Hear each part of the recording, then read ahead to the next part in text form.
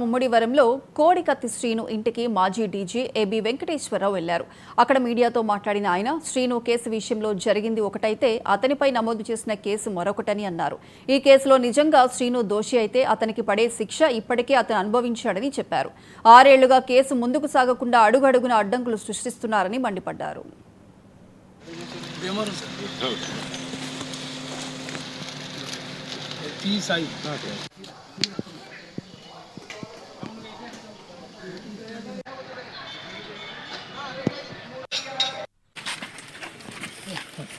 ఏంటండి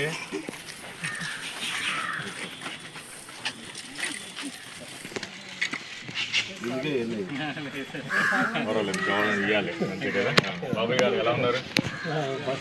సలీం గారు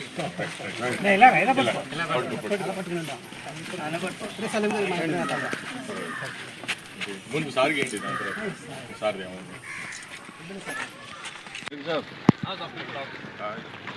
నేను చెప్పేది ఏంటంటే, ఒక కుటుంబాన్ని అకారణంగా నాశనం చేసే హక్కు ఎవరిచ్చారు?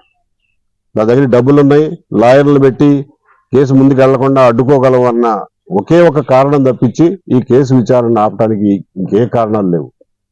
దానికి సంబంధించినటువంటి కాగితాలన్నీ నేను ఈ రోజున మీడియా వారితో కూడా పంచుకుంటాను. మీరే చూడండి ఆ కేసులో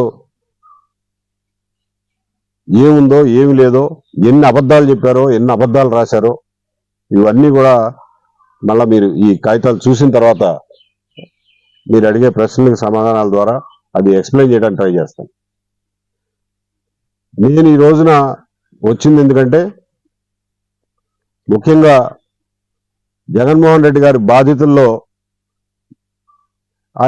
ఆయన పవర్లోకి రాకముందే బాధితుడైనటువంటి జనపల్లి శ్రీనివాస్తో మొదలుపెట్టి ఈ బాధితులందరినీ ఒడ్డున పడేయడానికి, వాళ్ళకి న్యాయం జరిగేలాగా చూడటానికి చేసే ప్రయత్నంలో మొట్టమొదటి అడుగుగా ఈ రోజున ఇక్కడికి రావడం జరిగింది. నేను చెప్పేది ఏంటంటే, ఒక